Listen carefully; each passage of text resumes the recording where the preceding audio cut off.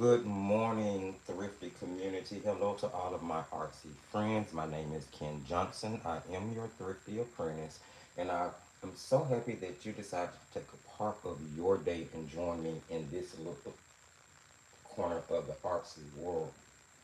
Today, we are going to be doing a live product review. Now, I will be honest, if you caught last week's live, you probably heard me say that more than likely I was not going to review these paints because upon initial impression and first inspection, I was probably about 92% sure, somewhere between 92 and 95% sure, that these may have been a white labeled product and that they were more than likely produced by Superior Paints, which is an Asian based company that produces school grade, student grade, as well as their own professional grade of paint. And when I say professional, it's called Superior Masters, and their top of the line would probably be considered more of an artist premium paint versus what we consider a professional paint. Nonetheless, the company produces really good products for a very economical price. I've stood behind Superior since I initially discovered them. Unfortunately, their own branded products typically are not sold in stores here in the US, but you can find them on sites like, say, Temu or AliExpress, those that cater to the Asian based market. Well, they also produce or white label, put branding for other companies on their products. I've actually reached out to Superior just because I wanted to know what the process was like dealing with them. And basically, I'll let you get guys in on it. And there's a lot of people who won't tell you this because they're not telling you the workings of the behind the scenes things. But I don't mind sharing. I'm very transparent. So, um, turns out basically how it would work, and it's as I've always assumed, there's a pre-existing catalog that you're able to choose and mix and match from and or alter. They will go through the process of altering, which explains why paints can be so similar yet not exactly the same. Why you can be pretty sure that budget set A and budget set B are white labeled by the same company, but there may be a slight difference. And that's what we're going to get into talking about with this. So here we have the Woomer 36 color watercolor paint set. Easy to blend, easy to activate, rich color. Now this was unboxed in, I want to say last Monday's live, and we actually unboxed it and painted with it without swatching, without doing anything. And that painting was given away in a giveaway in that live, but I do have a picture of it that I'm going to show you guys. This set contained one sponge, one color chart, two water brushes, a built-in palette, and it came with a pack of Woomer paper already included. Side note, notice there's no packaging on the paper. It's just a clear bag that they sent sheets of paper in that was bound to the actual pack. Why did I make that, or why am I pointing that out? I'm pointing that out because that's a surefire sign that these paints and this paper did not come from the same factory. I can guarantee you that. Actually, the paper is pretty decent. It puts me in the mind of Fabriano studio paper, with 25% cotton, 75% pulp paper. So it will do some warping, very little, but it has more absorbency than, say, your regular wood pulp like cellulose papers. There was something I did notice about that, and I'll talk about that a little bit more in a minute. So on the back of the packaging, they gave you digital color swatching, they gave you the color name, pigment number, transparency rating, as well as light fast rating, and a universal stock number. Now, here's the thing about stock numbers. Stock numbers are supposed to be meant uh, to make it easier for you to order individual colors from a company if they ever get to selling their product open stock. Selling individual colors from their product open stock. Now, we don't typically see that happening with like budget-based companies. However, the formula is universal across most paints. Now we know from our artist grade paints, our professional grade paints, we can use those numbers to go to that manufacturer's site and reference or cross-reference the information for that particular paint. In this case, you wouldn't be able to go to like Woomer's website and cross-reference the numbers to get information on that particular color, because it's just not the way it typically works with a budget company. Now, there are some out there that will go that far, but they're the ones that are sort of at the top of the totem pole. Woomer itself, I've never heard of it up until the point that I got this pet, actually seen it on Amazon. So I'm assuming it's a pretty new company. I did kind of dig into their background a little bit. I was able to find a patent for the company, but I was not able to find any relevant information that would just give me a complete summary, other than the fact that they do make other branded products. And because this isn't a pre-recorded video, I can't go through all those tricks I normally go through, where I show you the storefront page and all those good things.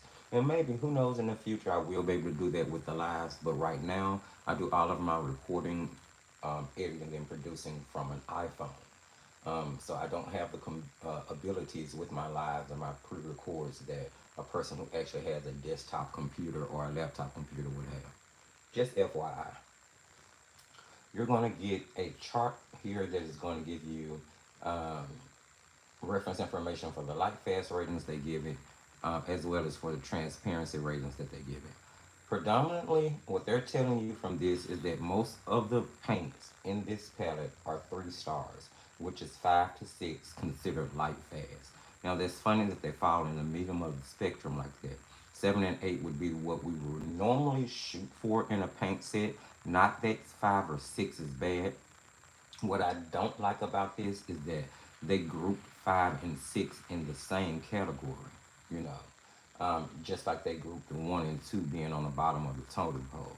So, I went into it a little skeptical about this information, which was the first clue to me that this truly might not be a Superior white label, because I know that Superior's light fast information is actually pretty reliable.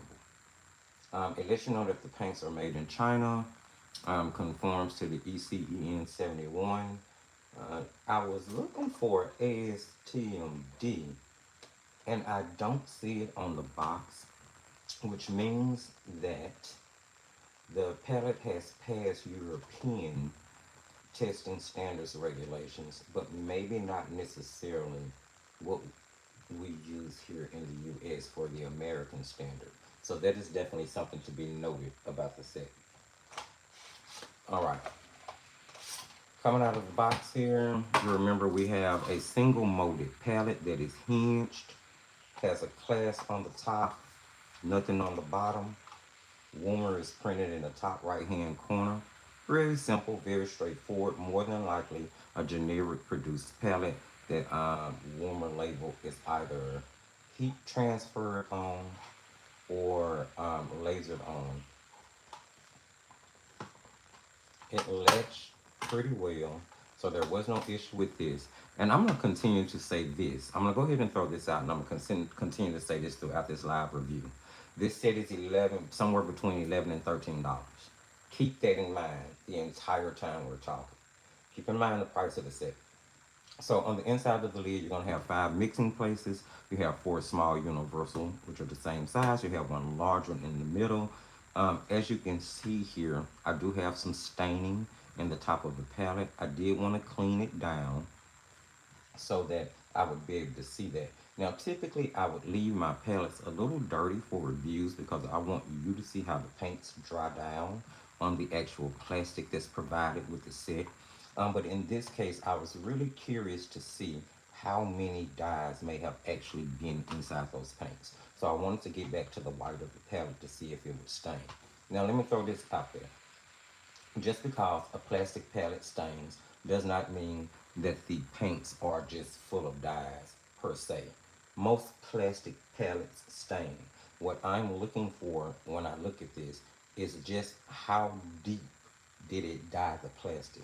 You see here how deep this purple is? And this has been cleaned with water and a little bit of Dawn dish soap. So it's not like I didn't put some elbow grease there to actually try to get that purple stain out. Same here.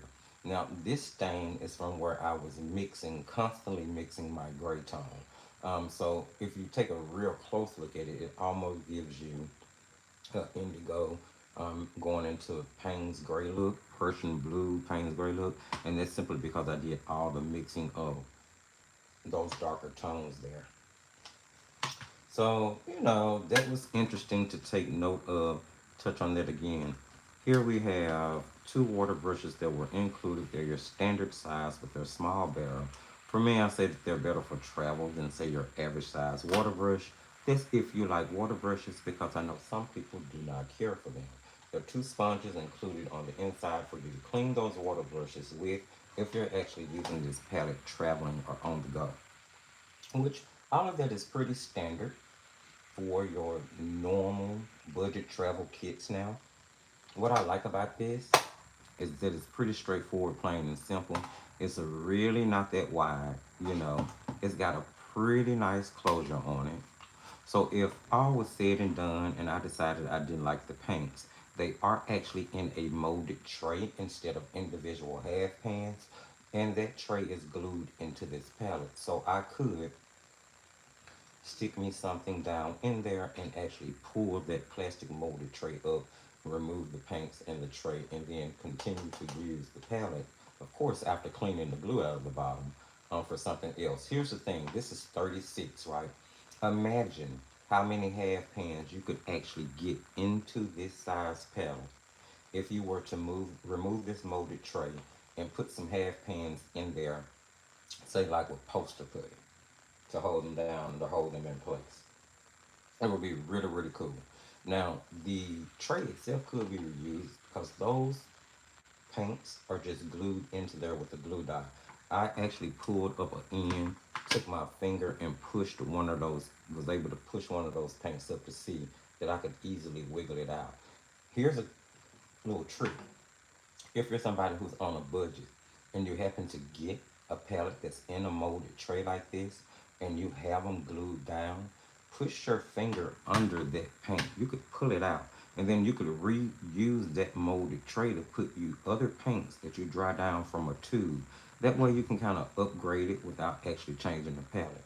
Now, that's just a thrifty trick, you know, for those people who are on an extreme budget, because we do have those type of members in our art community and we always want to try to help them as well. So there's a great way to reuse that molded tray just in case you need to. Not a big deal because again the paints are $11 to $13.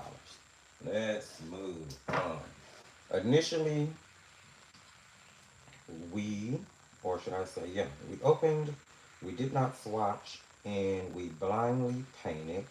Again, that painting has been packaged up, so I don't have the actual painting, but here is a picture of that painting.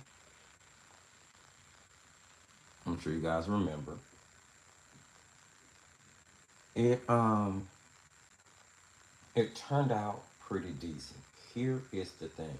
It actually did not turn out as bright and vibrant as I initially had it in my mind when I set out. Although I did not necessarily share that at that particular point that we did it, I had a bit of skepticism in the back of my mind because superior paints, when you mix them, do not lose their luminosity. Yes, they do dull down a little bit. We are talking about, a artist grade paint. So even on the artist grade level, it still may have a few fillers, some dyes, additives to it. That's just the way. That's just the nature of the beast. But Superior does not lose its luminosity. Of course, some paint mixtures dull, but just based on experience, I'm a little concerned at this point. Still, the painting came out pretty well. So here It was obvious that the paints are machine cut. They are definitely all domed over exactly the same way. You got the exact same amount of paint in each of the molded compartments. Um, they re- I'm sorry. They once wet, they loosened up, and the pigment released to make washes pretty easily. You did not necessarily need to pre pre spray this palette down, but doing it beforehand again does help with um, creating easier washes initially when you start to paint. They from water bucket to brush to paint, it took maybe 2 or 3 strikes in order to get the paint off the tablet if you didn't pre-wet it. And in my opinion, that's not necessarily a bad thing. It's only a bad thing if you have colors that are pretty weak or weak pigmented, which in this case, I did find 1 or 2 that I felt were a little questionable, and we're going to look at those in just a second. So let's look at the swatches. So here is the included swatch sheet that came with it. It has Woomer printed on the back. However, I do not believe that this is the same paper that is included with the set, which was another sure indicator to me that the paper comes from a different manufacturer than the actual paint palette does. I swatched them out. Uh, Decent colors. They're kind of bright, but they're a little cloudy. They're a little I don't know. It's something that dulls them just a little, especially once they dry. They're very bright and beautiful when you're painting with them, but there is a bit of a shift once they dry. They dull. They don't lose luminosity, but they do dull. And then I had a couple of them that I felt were really questionable as far as being weak pigmented was concerned. The Lotus Green, in my opinion, took a little bit of work to really get some pigment out of it. The gray, I think, is pretty much a throwaway color in the set. I'm sometimes I wish I could sit on the creative board that's selecting the colors to go into these white labeled palettes, so I can tell them no, stay away from that. But that gray definitely could have been replaced. The greens are okay. I did like the deep green. I didn't understand the necessity for the grass green, the chrome green, the light green. The chrome green I really could have done without. I know some people love it. It's an okay neutral green to me that can be beefed up if you mix it with like a lemon yellow or a medium yellow. You can get a really nice sort of olivey tone if you mix it with like your yellow ochre. So it's definitely useful in mixes. And they say it's single pigment PG7, which we know to be phthalo green, but it's definitely fermented a little different because it has more of a dead, muted feel to it than the vibrancy from a phthalo green. So, things that I took note of. Definitely a student grade paint. These are not superior. I take back everything I said. It took me doing more diving into them, really paying attention to the way that they worked and performed. Prussian blue is one of my favorite colors. This one did leave a little bit to be desired, although it's more rich than I'm normally used to seeing in a student grade set. But they all have a bit of what feels like thickness to it, unnecessary opacity, especially for there to be as many single pigment colors in here as they're claiming it to be. So I'm not quite sure if that light fast chart is actually reliable. I'm gonna push it a little bit further and say I'm not quite sure if all those are actual pigments. I'm willing to believe in that, especially being between $11 and $13. There's definitely some dyes in that paint. I did some color mixing with the paints. Here's the thing. Although I do believe that these paints definitely are substrated on top of like a chalk. There's definitely a white in each one of these paints. Um, and be it a dye or a pigment that they're used to lay on top of this substrate, I'm not sure. I do know that you can get pigment numbers with inks or dyes as well. So I do wish regulations made companies be more upfront about whether or not it's actually a dye or a true pigment that they're using. But you just kind of have to maybe get used to them and try to use your best judgment to figure it out. I would say that I believe that these are probably more dyes than actual pigments, but that does not necessarily make them a. I got coffee being delivered. Yes, it's that time. Refresh. Thank you. Okay.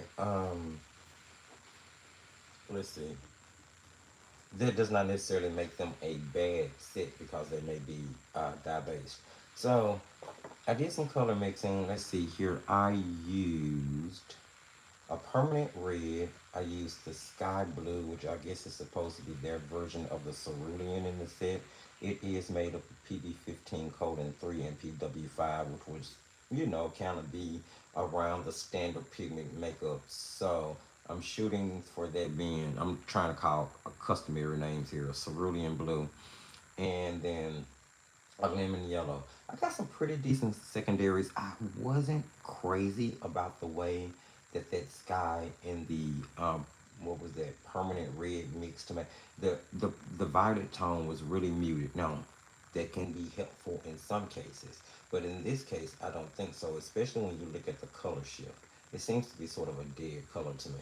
Now that doesn't mean that every color that you mix from the set is going to be that way. It just happens to be those two colors to me. I did get a pretty vibrant green and a decent orange, so I would say that they mixed pretty well to give me secondaries. Here I used a crimson red, I used a medium yellow, which is PY3, which I think is funny because their lemon yellow is also PY3. So maybe it's a different fermentation. It could be heated differently to give the pigment a different hue, but you know, take note, take note. Then we used ultramarine. Now this color wheel, I liked. This one I was happy with. Felt like I got some really nice, decent secondaries that I could personally work with my style of painting. Here we have a gray. This is more warm from an ultramarine and a burnt sienna. Pause. That's a weak color. I did not. You have to fight to get that color off and really get it pigmented in a wash enough to use it and be satisfied with it. And then here I got a cooler gray from mixing ultramarine and burnt umber. Was it raw umber? No, it was burnt umber. Pretty decent gray. I mean, they all shifted a bit, but it wasn't too bad. It wasn't too bad at all. Salt test, reaction to salt is normally the same. We don't, if I run across a paint during the testing phase that has a bad salt test reaction, I probably wouldn't review it. I would really start to question what's going on because I just feel like I've never seen. Now I've seen a paint that's got really heavy pigments that doesn't react as much, but I don't think I've ever seen one not react to the salt test. And here the lift test, even live, I saved it to do it with you. So let's go ahead and do that and get it out of the way. We're trying to get to the point where we can probably play around and do some creating. I need a rubber. Where are you? What did I do with it? I don't know. Ah, here we are. See, I tend to lose it. And I meant to bring in some paper towels. Yep, I'm slipping. I is slipping. Okay. Let's just do a little scrubby scrub here.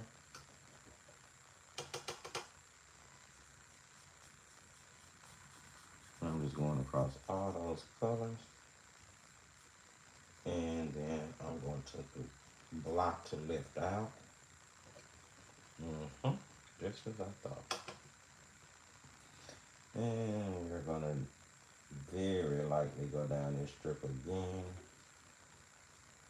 and then blot to lift out. Let's see what we have here. Okay. Just as I kind of suspected, we definitely have some staining going on. Predominantly a little bit with almost each color, which again would be an indication that there are some dyes there. Mainly in the red and the violet, the blue. Surprisingly enough, the yellow didn't stain as much as I thought it would. But you can remove them enough to get back to enough of white in your paper if you were trying to put a highlight in. So although they do stain a bit, they will lift enough for you to get some watercolor techniques done with them. So not too bad. Not too bad. Not the greatest. Not too bad. Not the greatest. We're talking about things that we've painted with them. Of course, I've already shown you this. Now, after painting this, I was pretty much going to wrap up and say that I'm not going to review these. I kind of think they're superior, but I cannot leave well enough alone. So, going into the Patreon video that went on that night, I started working on some paintings, and one of them was this one. So I pulled a piece of the Woomer paper out and I opened the paints back up, sprayed down the palette, and decided that I was going to give another painting a shot just to see if I could really use these paintings along my painting style. With my leaves, especially when I'm doing like a leaf portrait like this, I'm going to be using several different layers. I'm going to have to do some lifting. I'm going to have to do a lot of color mixing. And this was really going to give me, I feel like, a little bit better indication than this particular painting did, simply because here I used a lot of muted gray tones. And I was really just building layers of the same color on top of each other in order to create the illusion of distance and depth. Here, I was going to be a lot more up close and personal, using much more vibrant, punchy colors that would tend to have more of a color shift. This was really going to help me see if there was a huge color shift. Now, what's funny is looking at this, you would not think that there was a huge color shift, but actually, from the vibrancy that was showing when those paints were wet and going down on the paper, there actually was a bit of a color shift, and this is a tad bit duller than it was when it initially started drying. Now, I'm not pointing that out because I understand that, paints shift. I'm pointing it out because I believe these have a bit more of a shift than the normal paint than you would expect. Again, they are priced between $11 and $13. All right. Let me jump in the comments, see what y'all guys got going on, and then we are going to probably do some creating here. I know I have not wrapped up the review portion. Basically, the only thing I need left to say is to tell you my final thoughts, whether I recommend it, give it a star rating, and I don't need to talk about the price because again, it was between $11 to $13. I want to say it's $11. And the reason I keep saying 11 to 13 because I believe I've looked in. And you know what? Let's just look and see. Why are we debating it? Why are we debating it? Let's see. Let's just look and see here. Excuse me. All right. The Woomer watercolor set. It is $13.99, and you save 10% with the coupon. Free delivery by Sunday, September the 1st on orders of $35, shipped by Amazon. So, yeah. Excuse me. $13.99. So let's do the math. If the set is $13.99 and you have how many paints are in there? 36? 36. Oh, did that wrong. $13.99 divided by 36. So that puts it at about 38, 39 cents per half pan in that. a per half pen pellet that's in that molded tray. Then you got the palette, and you get the two water brushes, and you get the paper. So that's not bad. That's not bad. It's not like your top quality type paint, but it'll get the job done. It'll get the job done, and it's yeah, that's pretty good pricing, people. And see, these are the things that I consider and I think about when I bring you guys reviews. I'm not just looking at the surface stuff. I'm calculating it out all the way to the penny, what you're paying for per the pan, the additional items that you get. Because when you think about how that's priced, you have the palette, you have to do the engraving or the heat pressing on the palette, and I'm speaking of it from a budget company point of view. Okay, you got to white label that paint, order enough of it after you're satisfied with the agreement between you and the manufacturer to actually make it cost effective to get it to the United States, pay the shipping, deal with customs. Hello. And let me tell you, that's not always an easy task. Okay. Then you have to deal with the paper company, wherever you're getting the paper from, if you didn't get it from the same factory, going through the same things that you went through with the paint to get it here. Maybe your packaging is being done by them. Maybe you're doing your packaging yourself. Marketing and advertising. They found the water brushes, which more than likely came with the palette. And depending on how many they ordered, maybe they didn't pay a lot for it, maybe they did. I mean, you have to order in the thousands and thousands in order to get it pennies on the dollar, regardless of what people may have told you. So when you think about the palette, the paints, the water brushes, the papers at $13.99, and you save 10%, that's not bad. Regardless of what my opinion on the paints are, that's not really bad. And you see yourself based on what we did with them when we opened them. You see yourself here from what I painted with them. This little doodad here, definitely, they can be used. And the paper that's included is not bad. It's actually, you know, you know what it reminds me of now that I think about it? It kind of puts me in the mind of Hemi paper. Now that I think about it. Because it was actually less of a shift here on this paper than it was on something I was, I use these on another paper. That painting is put up. I'm not going to get up to go dig it out. But definitely. Oh, not bad. Not bad. Let's play with it. Let's see. I'm gonna grab these paints since this is what we've been using. Look, this is another thing I want to point out. You see how they kind of chalk over almost once they start to dry? There's something else I want to point out. So these are a lot of things that you need to keep in mind and that you should really put into determining factors of whether a paint is suitable for you. Now, I don't think the set is bad. I think based on the price, even if I didn't want the paints, I would just rip them out of here. Um, I would close them up in a sketchbook. I definitely wouldn't hang them on the wall, especially in a well lit room, especially a well lit room that's going to get a lot of sunlight. Um, because I don't trust the light fast ratings. I'm gonna be very honest.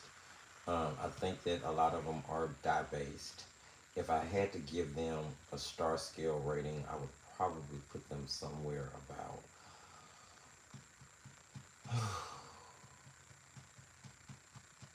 a three. That was a hard three. I'm gonna be honest. I'm gonna put them at about a 3 out of 5. They're not a bad set based on the price. If you were to pick them up, I don't think you're wasting your money.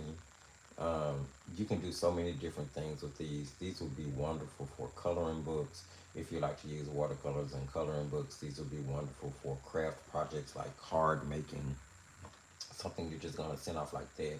You're painting a little postcard. Maybe you're sitting outside painting in a park. urban sketching inside a sketchbook, something that's going to be closed up and kept on a shelf or something like that. Most of us paint in our sketchbooks. Uh, Most hobbyist artists that I know of have told me that they don't necessarily hang and frame their work. They normally do it in a sketchbook and then they move on to the next composition or the next thing that they're painting or practicing on. And in that standard, these would definitely work. I think they would be probably a really decent set for kids. It does worry me a little bit that there is no American Standard Testing certificate stamped on here. It does say small parts included, not for children under 3. But I'm also noticing that I do not see the non-toxic labeling either, which is interesting. It just has, so I'm assuming just because it has the CEN 71 standard passing on here that it should be presumed that it's non-toxic. But I just think it's funny because I don't typically see these companies leave that particular point off of their advertisement because it's such an eye grabber and such a selling piece. It's especially with parents. So I don't know. Maybe not give it to the kids then. Maybe not. Keep it for yourself. Use it for practice painting. Probably decent size. Let's see. Pretty decent. You can throw that in your purse for on the go painting. And then, when you're done with it, rip out the tray. Put you some half pans in there. Or even if you want to leave the molded tray in, just when you wear down the paint, just fill the little molded tray part back up. If that's what you want to do. It's not a bad buy. $13.99. It's not a bad buy. I'm not going to say I don't recommend it. I definitely don't recommend it for kids. I think it'll be a cute practice set, but it's not anything meant for serious commission type work. It's not anything meant for entering work into a watercolor competition or into any type of competition that you're trying to win because yeah, it's not transparent like that at all. I mean, it'd be pretty good for doing reproductive work if you like, just using it to draw out stuff that you're going to reproduce. It'll work well. I can make prints of this, and it would be absolutely fine. And the person could hang the print on their wall and never ever have to worry about light fast or fading. So listen, that's why I tell people don't be scared of the whole light fast conversation. It's okay to have. It's okay to talk about light fastness. It's okay to talk about pigments. It's okay to talk about these different things because they do affect the art world. It's okay not to let them bother you and not to care, but it's also okay to talk about. There's room at the table for everyone. Here's the thing. When it comes to that light fast conversation, though, there are ways around those things, which is why to a lot of artists, it's not important. Most artists, especially nowadays, are growing up in a digital world. A lot of things about traditional art are starting to transcend into the digital realm. We have programs like Procreate and even more advanced app and computer programs that are on the market now that are steady driving the art world towards a more digital AI world. And although traditional artists like myself and maybe a lot of people who feel the way that I feel don't necessarily want to move and change with this age, here is the hard reality and truth. There's nothing we can do about it. Change happens. You either adapt or you don't, And that's just kind of how it is. Now, of course, we're going to stick to our P's and Q's and our guns as long as we can on as much as we can and hold as tight to our convictions as we can. But at some point, there's going to be things that we can't do about it. Think about the landline telephone. There were people, and I bring this up as an example because, of course, I work in the telecommunication world. Most of you know that. The landline was something that people clung to. They did not want to give it up. But now we're in 2024 where it actually costs you more to have a landline than it does to have a cell phone. Where this script has been completely flipped, where it's actually harder to maintain a landline than it is to have four cell phones on your account. So things change. And sometimes we have to just kind of find a way to adapt to it. So adapting would be, so maybe I don't necessarily want to hang this one directly on the wall in sunlight. If someone was to buy it or want to buy it, or if you were to paint with these paints and you want to frame it, then you would definitely want to frame it under UV glass, under matte, and you're going to hang it in a place that's not directly hit with sunlight. And more than likely, you would be able to maintain it. There are ways around everything. You could reproduce it, sell it as digital prints. It could be printed in a magazine or in a book. Make cards out of it, make keychains out of it, make stickers out of it. So many different ways to get around the whole light fast conversation. So trust me, that's why I'm always emphasizing that there is room at the table for everyone. Let's see. Let's go to Unsplash. I guess I can show you guys how to map out a landscape if you don't know how to, if you've never done that. Because we've kind of done what the live was for, which was to review the paints. I kind of like doing live product reviews. That was pretty cool. But it does take away the whole demo element that comes along with the pre-recorded ones. So I figured maybe I could just paint something with you guys, doodle a little something. I was trying to find a landscape. I'm gonna show you how I map one out. And here's one.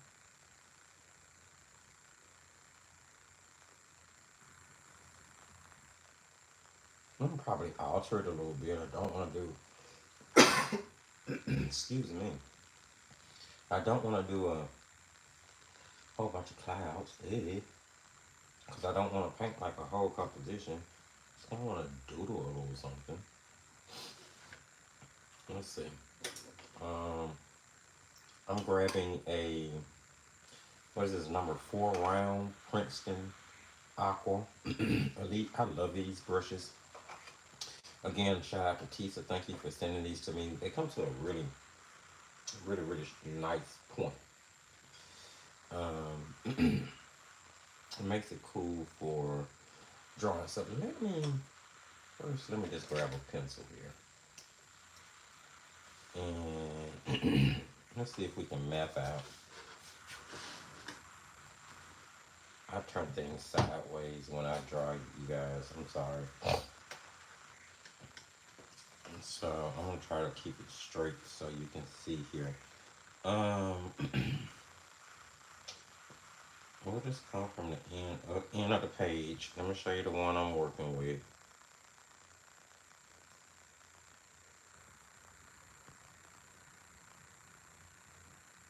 Let's do it. And of course, I will put the go back into the video description and put the artist information for the reference that I'm using today. So this is a picture I'm going to be using. Don't ask me what's making me take on something this ambitious. Let me see if I can enlarge it and crop it out a little bit.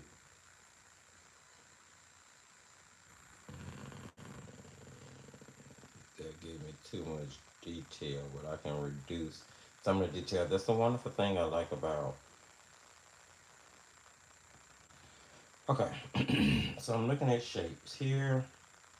I have it's sort of a triangle that rounds off and comes down to a valley. So I got a valley here. So I want to start with that mountain farthest in the back, which is sort of like a semicircle there. So I'm gonna just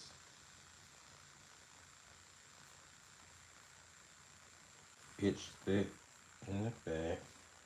And then this one, I'm gonna go ahead and drop it in. It's gonna be much higher and kind of come down. Oh, erases well though.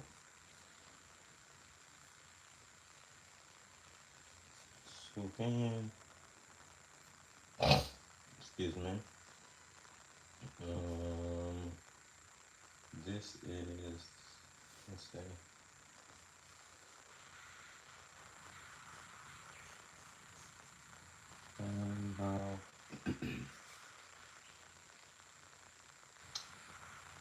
And I'm looking at the distance here between the mountains to try to just kind of proportionally get it right. It it might not be perfect, but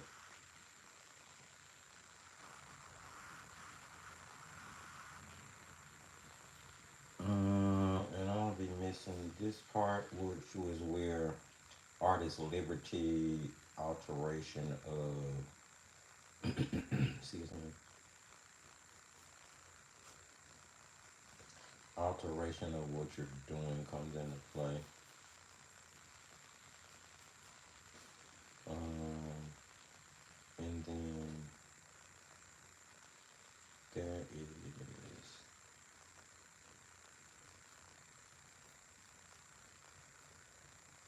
this sort of rolling heel comes down this way, and there's a closer peak here, closer plane here, so I'm gonna put that in.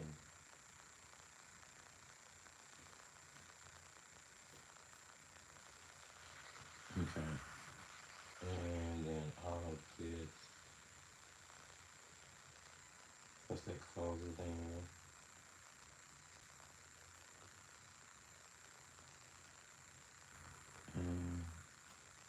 Goes that way.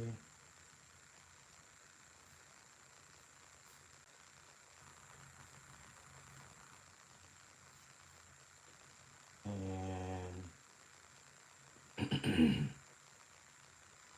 that swerves back like that. Alright. And technically, we have another heel that comes this way. And I don't know if I want to put all that in. That's a lot to paint. Which means that we probably would. And then those trees need to break the top of the mountain. So that would end up being a super tall tree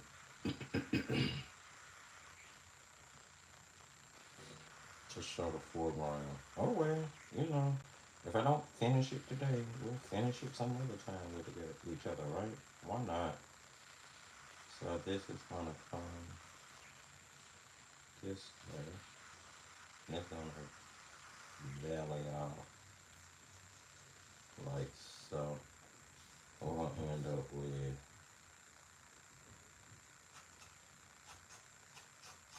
trees here and all in here. So make that, but I want to kind of crop that off. And then up using almost the whole page anyway. Let's see. Is that enough? Proportionally, I'm measuring to see how wide that might be. Major angle there. So yeah, I want to say that's enough about there. Make sure I got it straight. And that'll be the bottom. And if I have to test some colors, I can do it down here.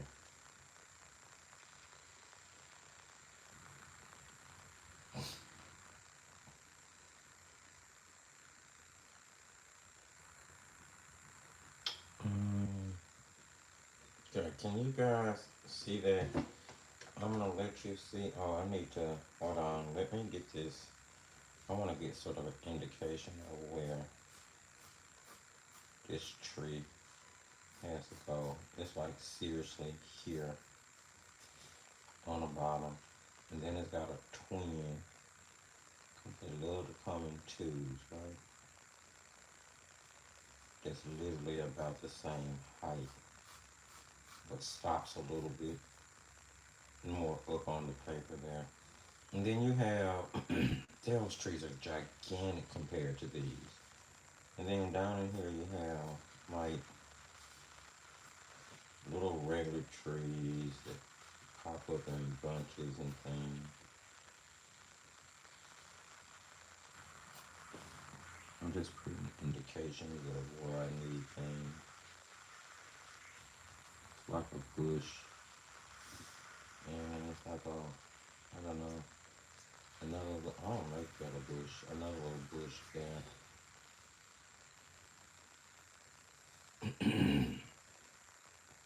This has a bit of a roll in it. So we're gonna put that in there. I think that's enough information.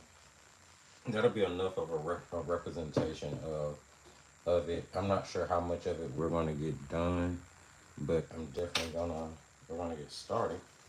I'll hold it up so you can see the drawing a little bit better, hopefully. All right, D, I hope you have a good appointment, whatever it is. Difficulty says she liked it. She knew it was a begonia. Cool, cool, cool, cool. I'm glad to know that. Elizabeth, she like, thank you, Elizabeth. I appreciate it. So there's a little sketch that I drew out from, just to record some information. We're going to see what we can do with this, and I may not follow the reference photo exactly, but as you can see, I've kind of sketched out my skeleton from the reference photo, and sometimes that's as much of a reference photo as I might even use. So let's just see where this goes. We'll start with our sky. In here, I don't have paper towels in here with me. I need a paper towel if I'm going to do those white clouds. Excuse me.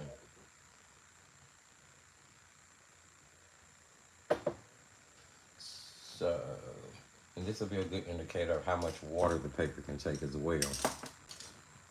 So I'm gonna grab, what is this? This is a number 12 round. This is Artegra. This is a synthetic squirrel, which I happen to like quite a bit. I'm gonna put a little bit down there on it. Oh, I picked up from my dirty water instead of my clean water. Oh well. And I want to start with, that sky is pretty blue. So let's go with this, what they call sky blue. Sorry, if you're new to the channel, you don't know, I do have a bit of a sinus problem issue. And although it doesn't act up all the time, it does act up sometimes, even when I take medication. And yes, I take pretty strong medication for it, and still decides that it's the boss. It's the boss. It's just the way life is sometimes. I'm gonna grab some ultramarine.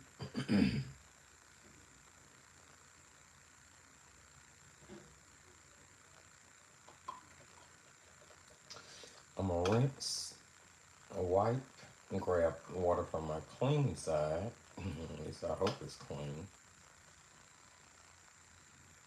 Drag a little of that water off my brush.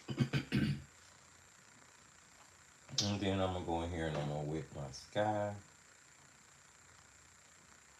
Again, we won't be putting in clouds because I don't have paper towel. There's something in that paper. Hopefully the sizing is not bad there.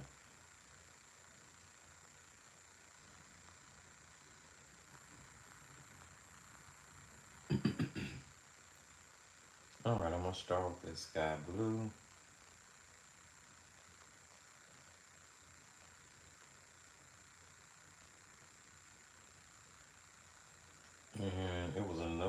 first stroke.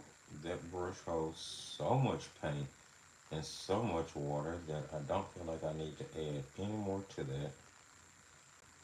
That's crazy good. Crazy, crazy how much that hell. I'm gonna grab ultramarine starting at the top.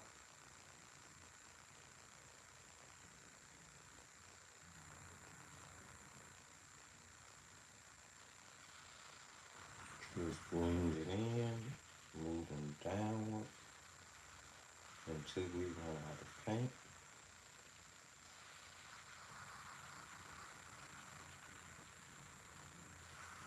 Not bad. Not bad at all for a pretty decent, light, straightforward sky.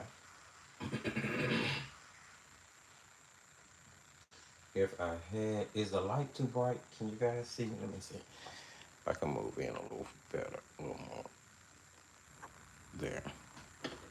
Hopefully that's a little better for you guys. You can see a little better. I'm gonna wait till it adjusts on my side of the screen.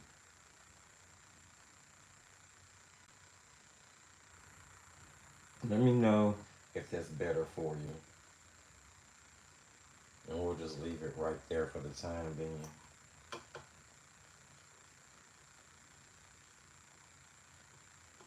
Alright.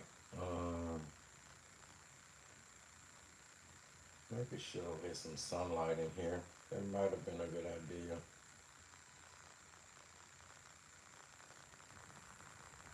Why isn't the tablet charging?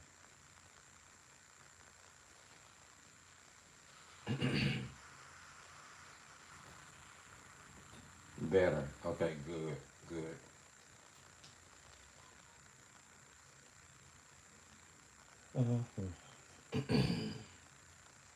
A river runs through it, right? I'm gonna use the same brush. You can switch to a smaller brush if you would like to.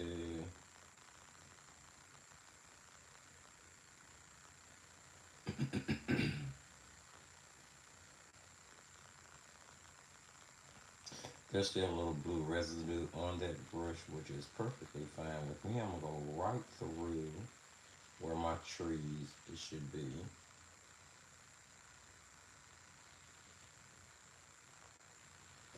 And then I'm gonna turn it so it makes it easier for me. Always, always, always turn your composition to make it easier. I want to make sure you guys can still see. Hold on.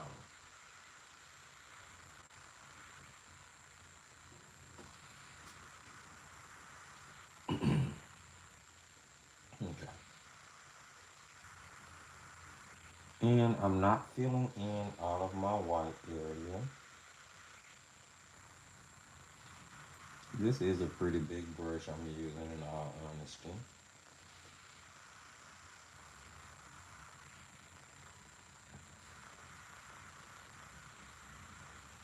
Okay.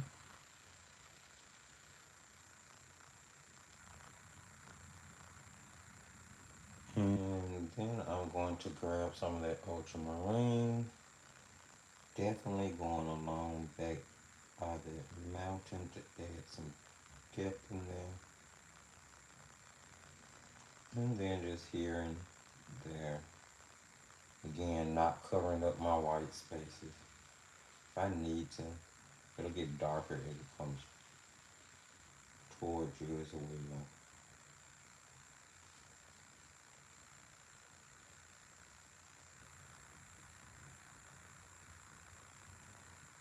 I'm being careful there because I know I'm going to be putting that tree. Alright. Let's see, what else can we do without disturbing anything? And that mountain in the back on the reference photo is a really kind of cool light gray. I mean, a really super cool light gray. So, let's see here. I'm gonna go for a ultramarine. And I'm gonna go for Let's see what Van Dyke brown gives. Let's see the kind of. Let's see if Van Dyke brown will be the brown we use today. I need a little more ultramarine in that. I think I need a little bit more brown in it. Notice I'm not rinsing in between my mixing. Okay, I think that's good. Now, because this brush is so big and so absorbent, it's not gonna look like I have a lot of paint there. So what I've done is I've mixed ultramarine and Van Dyke brown. And as you can see, it actually looks like it's very little paint there. And that's mainly because all of the mixture is now soaked up inside this big old brush. And I just wanted to point that out because of how absorbent these brushes are for them to be swirled. But now I just dipped it in water. And all I'm going to do is look at how much paint is actually in it though. And it holds so much water that it instantly created a wash. That is so cool. I love these brushes. Um, Now the thing is, I think that's still a little bit too dark. So I'm gonna add even more water to it. And if I need to build opacity, I can layer it if I need to. But I'd rather start light and have it be too light than have it dark. Because you can always go darker, but it's harder to go backwards and go lighter. And there's some snow caps, so I guess I should leave indications of such.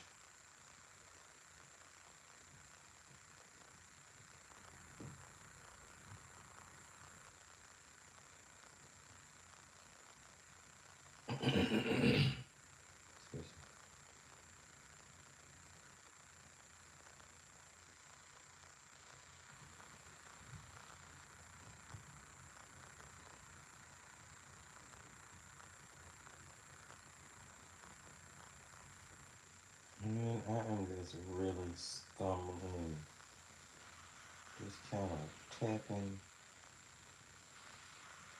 And if it kind of merges a little bit with the water because the water wasn't dry, that's okay. We can, I'll just turn it into a shadow.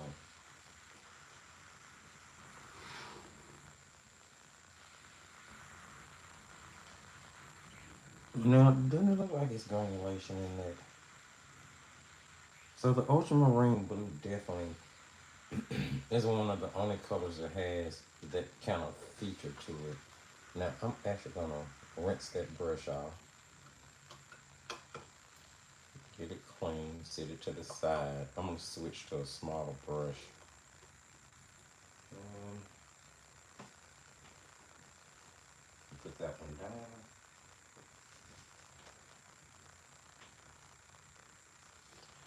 All right. I'm gonna grab this number. I'm going back to the what is that number 4 round I was painting with, and I want to get some of that ultramarine, and we're gonna have a redo. It's gonna bleed up into the mountain, and I'm okay with that.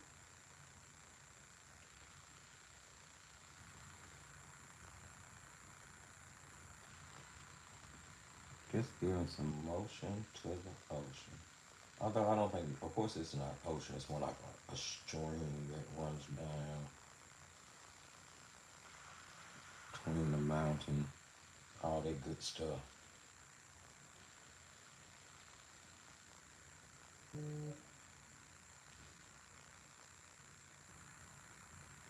Oh, email I was telling you guys about.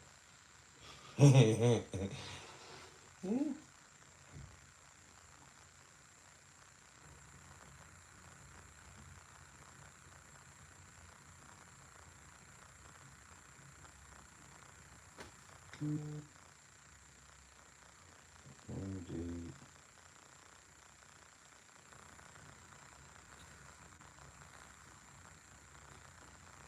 Now the paper layers okay. Seems to be in not bad so far. It's not, you can tell it's not 100% cotton, of course. I don't think it is anyway. It didn't really say, did it?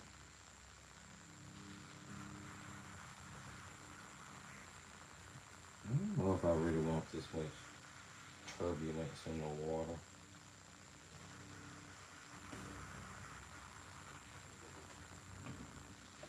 This paper and these paints seems to be something you would get in a set together.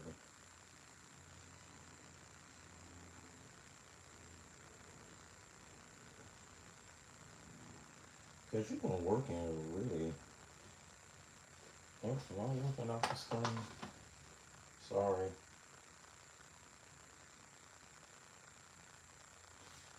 Um,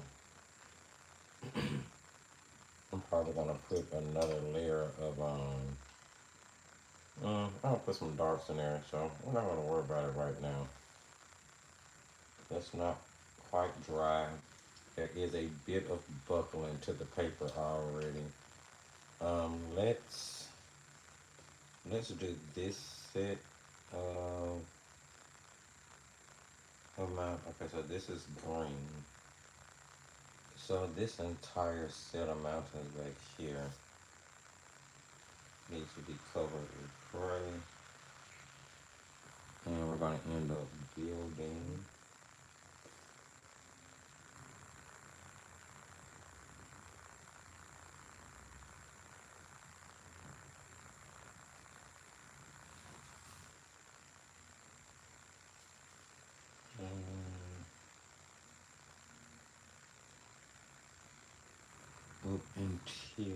up until this line.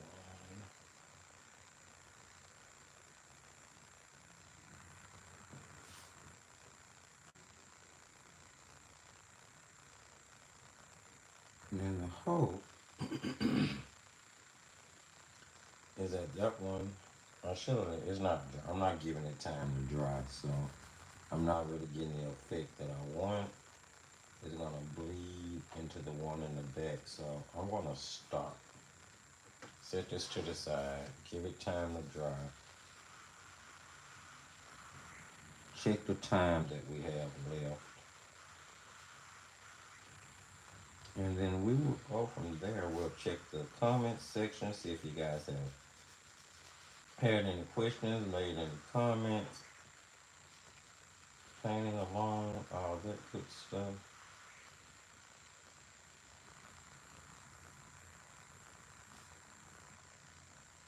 Okay. And that's gonna allow me to layer my shadow in here.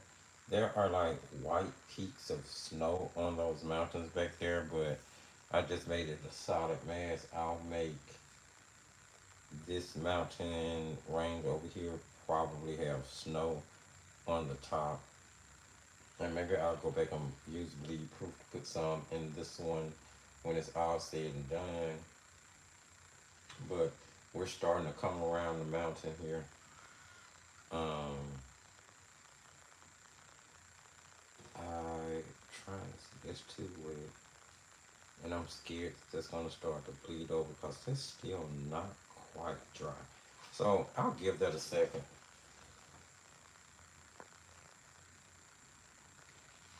We'll move back out here.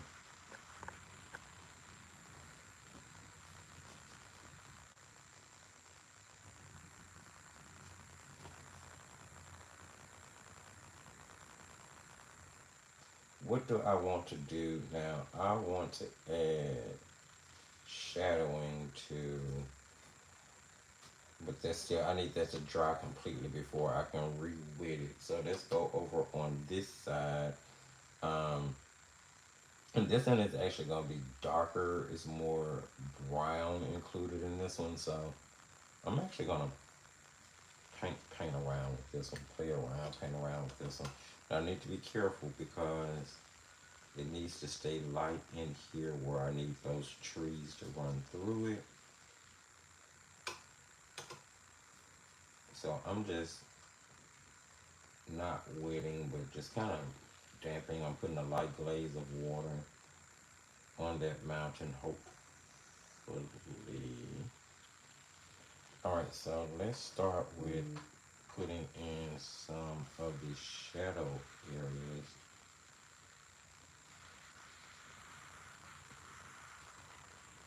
which will go back and build color intensity later.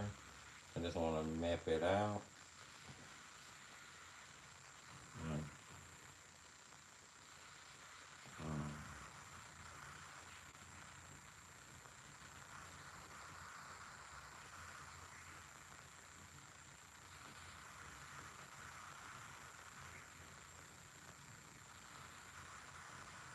I'm just using basically tinted water to map out where shadows are in this particular part, because the rest of it is like a sort of grainy brown color. Um, kind of hard to describe.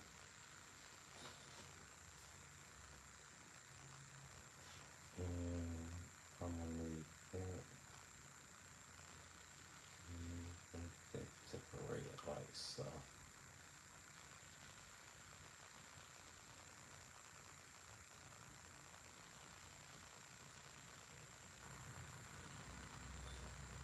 And then I'm gonna grab, let's see,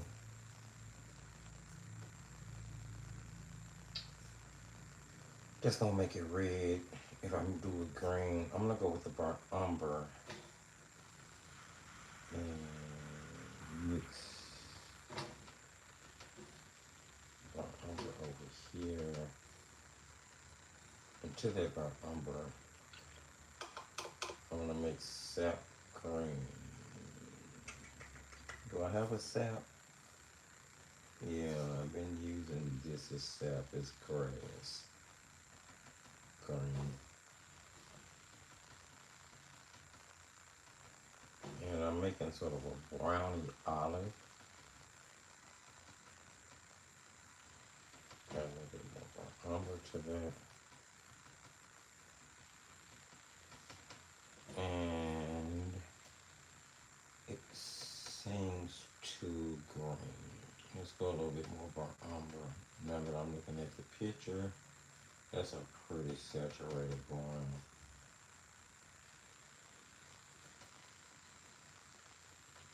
And then I'm gonna add a little ultramarine to that, just to darken it a tad. It just feels kind of bright to me. Okay. Feel like it's too much.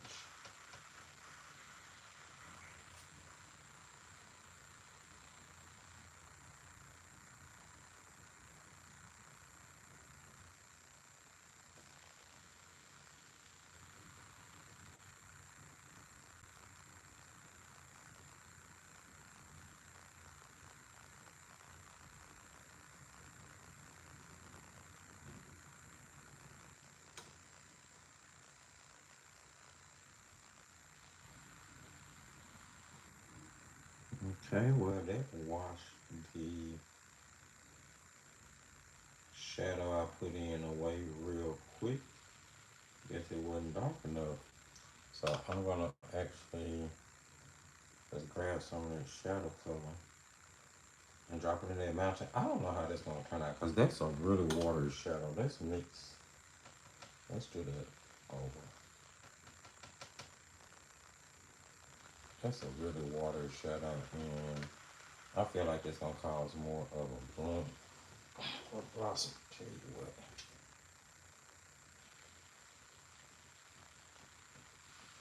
Don't be scared to block and start over. Don't be scared to blot and start over. I'm gonna grab that same stuff. There we go.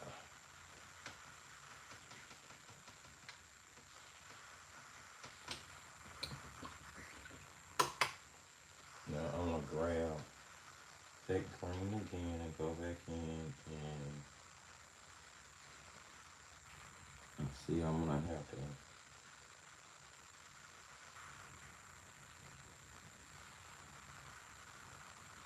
It's just a little dry brushing going on because it was still some dry paper there. Uh,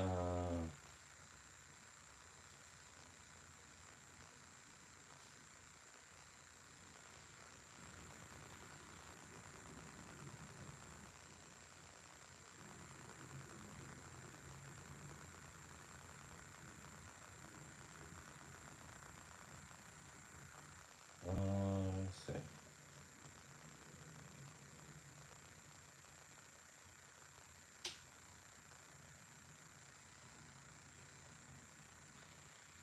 I'm trying to find the areas where I see the dark and put it back in.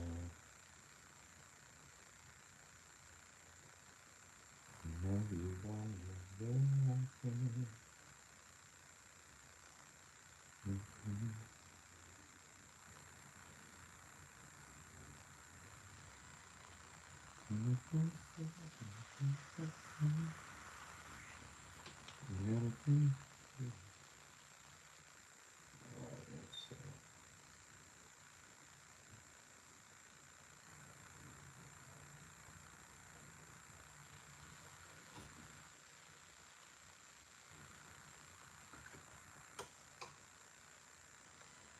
In the meantime, I'm gonna grab this earlier gray mixture I was working with, and I'm gonna come back over here and start adding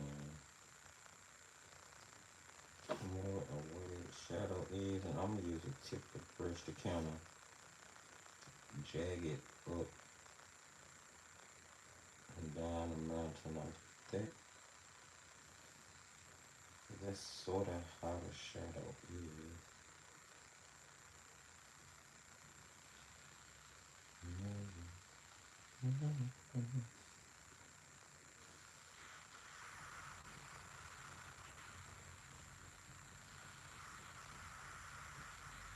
Okay.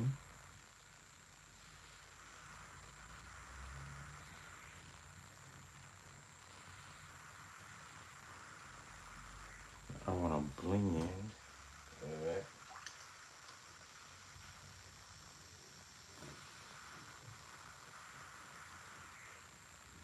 as much as I can anyway.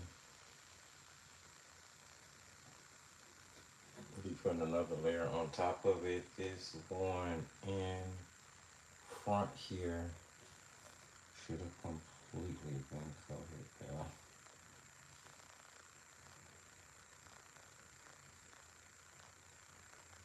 It's going to be darker before it's all said and done.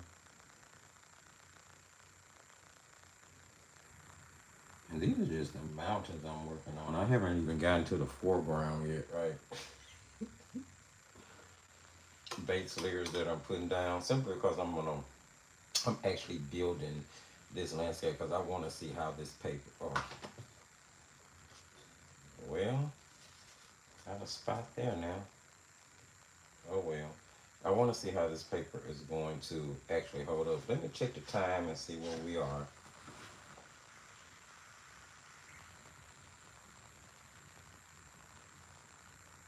So we are a little over 2 hours now, guys. I think I'm probably going to go ahead and call it a day right here.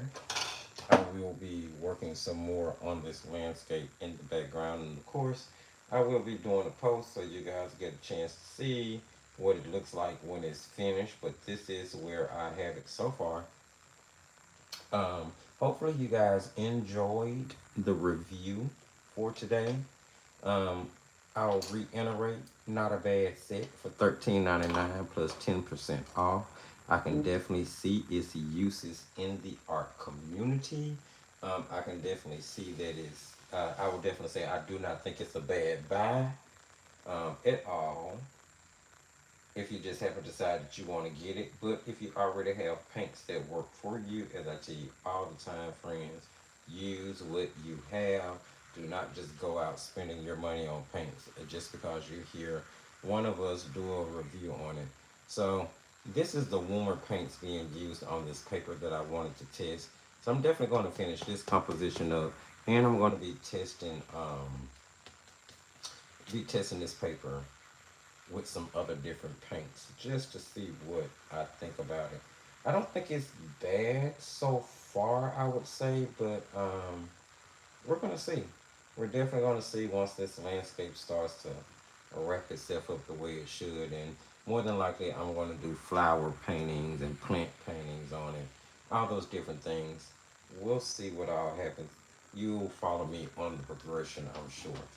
If you are already here live and you haven't sprinkled a little love, go ahead and give the video a boot, a little thumbs up there.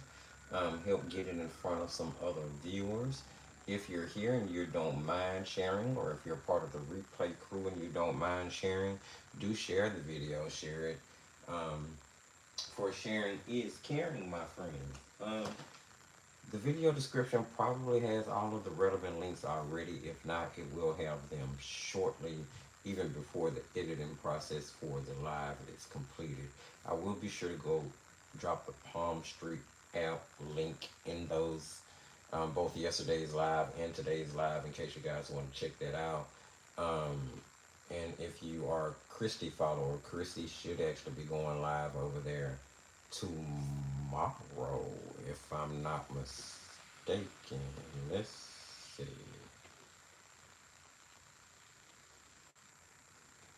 Um,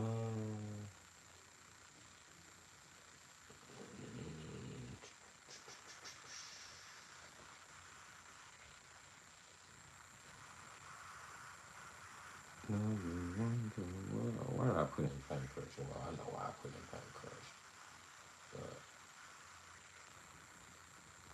But, well, that ain't it either. Hold on, friends. Christy the painter. Okay.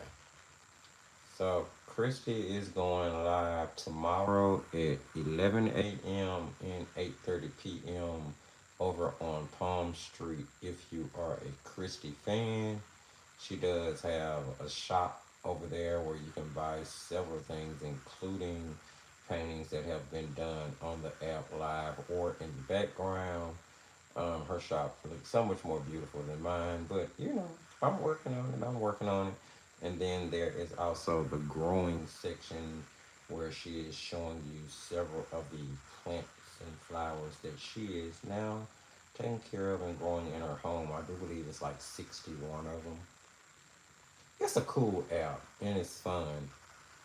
This is my particular profile. Here are my posts. I only have one, two, three, four, five pictures of three of my permanent plant babies. I have two more. I really want to show them to you guys because I have a little succulent and a little cactus baby that I just got.